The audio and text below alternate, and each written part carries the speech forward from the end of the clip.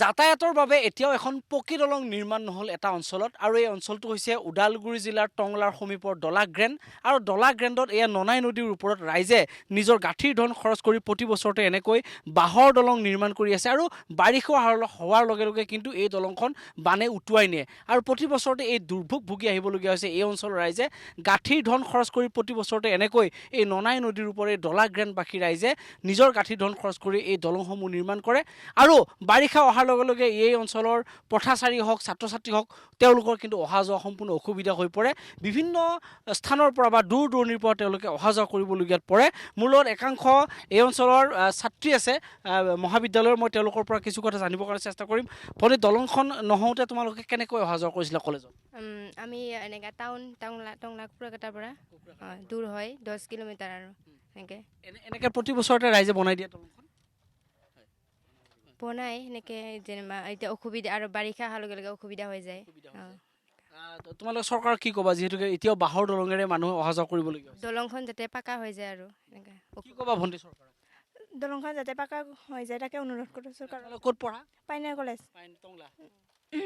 এইসকল আচলতে টংলাৰ পায়োনিয়াৰ কলেজৰ ছাত্ৰী আৰু তেওঁলোকে দলংখন হোৱাৰ পিছত তেওঁলোকে এতিয়া বহু সুগম হৈছে বুলি ক'ব লাগিব তেওঁলোকে ওচৰ চাপি গৈছে তেওঁলোকৰ মহাবিদ্যালয়খন কিন্তু যেতিয়া দলং নাই তেওঁলোকে 5 কিলোমিটাৰ দূৰ হৈ তেওঁলোকে অহা যোৱা কৰিব লাগে মোৰ লগত কেইবাগৰাকীও স্থানীয় ৰাইজ আছে মই তেওঁলোকৰ পৰাও কিছু কথা জানিবৰ কাৰণে মই চেষ্টা কৰিম যে তেওঁলোকে কেনেকৈ আচলতে প্ৰতি বছৰতে নিৰ্মাণ কৰে চৰকাৰৰ পৰা কিবা সা সুবিধা লাভ কৰিছে নে নাই আপোনালোকে প্ৰতি বছৰে নিজেই দলংখন নিৰ্মাণ কৰে হয় আমি প্ৰতি বছৰে নিজে শ্ৰম দান কৰি গাঁঠিৰ ধন খৰচ কৰি আমি প্ৰতি বছৰে আমি নিৰ্মাণ কৰি আহিছোঁ আৰু পানী অহাৰ লগে লগে আমাৰ বাৰিষা কালত মানে দুয়োখন গাঁৱৰ সংযোগ বিচ্ছিন্ন হৈ যায় পানীয়ে উটুৱাই লৈ যায় নৈখন নদীত দলংখন আৰু পানীটো শুকোৱাৰ লগে লগে আমি পুনৰ আমি নিজৰ গাঁঠিৰ ধন খৰচ কৰি শ্ৰম দান কৰি আমি পুনৰ নিৰ্মাণ কৰি যাতায়াতৰ কাৰণে ব্যৱস্থা কৰি লওঁ যিহেতু আমাৰ বেমাৰ আজাৰ হ'লে কি কৰে বেমাৰ আজাৰ হ'লে আমাৰ অলপ দূৰ হয় টংলা টাউনলৈ নিবৰ কাৰণে আমাৰ এতিয়া আমাৰ যি দলং বনোৱাৰ লগে লগে আমাৰ যথেষ্টখিনি ওচৰ হয় এইফালেদি লৈ যাবৰ কাৰণে দলং নহ'লে আমাৰ কমচে কম 10 কিলোমিটাৰ দূৰলৈ মানে দূৰ হয় ৰাস্তাটো তথাপিওতো এতিয়া ধৰক ইয়াত 108 বা এই ধৰণৰ গাড়ীটো নোসোমাব বেমাৰী আজাৰ নিব নোসোমায় তেতিয়াহ'লে আমি ধৰ নিজে মানে ব্যৱস্থা কৰি নিব লগা কিমান কষ্ট হৈছে এই সমস্যাটোৰ মাজত ৰাইজে কিমান কষ্ট ভুগিবলগীয়া হৈছে এইটো আমাৰ যথেষ্টখিনি কষ্ট ভুগিব লগা হৈছে আৰু ইয়াৰ পৰা আমি চৰকাৰক এইটোৱে অনুৰোধ জনাব বিচাৰোঁ যে আমাৰ এখন পকী দলং দিয়াৰ ব্যৱস্থা কৰি আমাৰ অঞ্চলটো ৰাইজৰ উন্নতিৰ কাৰণে আৰু যাতায়াতৰ কাৰণে সুব্যৱস্থা কৰি দিবৰ কাৰণে মই হেমন্ত বিশ্ব শৰ্মা দেৱৰ চৰকাৰক অনুৰোধ জনাইছোঁ হয় নিশ্চিতভাৱে মোৰ লগত আৰু এগৰাকী স্থানীয় ব্যক্তি আছে মই তেওঁৰ পৰা জানিবৰ কাৰণে চেষ্টা কৰিম দাদা আপোনালোকৰ এই দলংখন যেতিয়া পকী হ'ব বা এই দলংখন হোৱাৰ লগে লগে ইয়াৰ পৰা ক'লৈকে অহা যোৱা কৰাৰ সুবিধা হৈ যায় এইটো আমাৰ বিশেষকৈ একদম কলাগাঁৱটো আমাৰ অফিচটো তাতে আছেতো গোটেইখিনি অফিচিয়েলি কাম আমি তাতে যাব লাগে গতিকে এই আমাৰ দলংখন যদি ধৰ কিবা কাৰণত যদি আমাৰ চৰকাৰে যদি কিবা কৰি আমাক পাকাৰ কৰি দিয়ে তেতিয়া আমাৰ বহুতখিনি আমাৰ হেৰি কি বুলি কয় দুৰ্গা দাস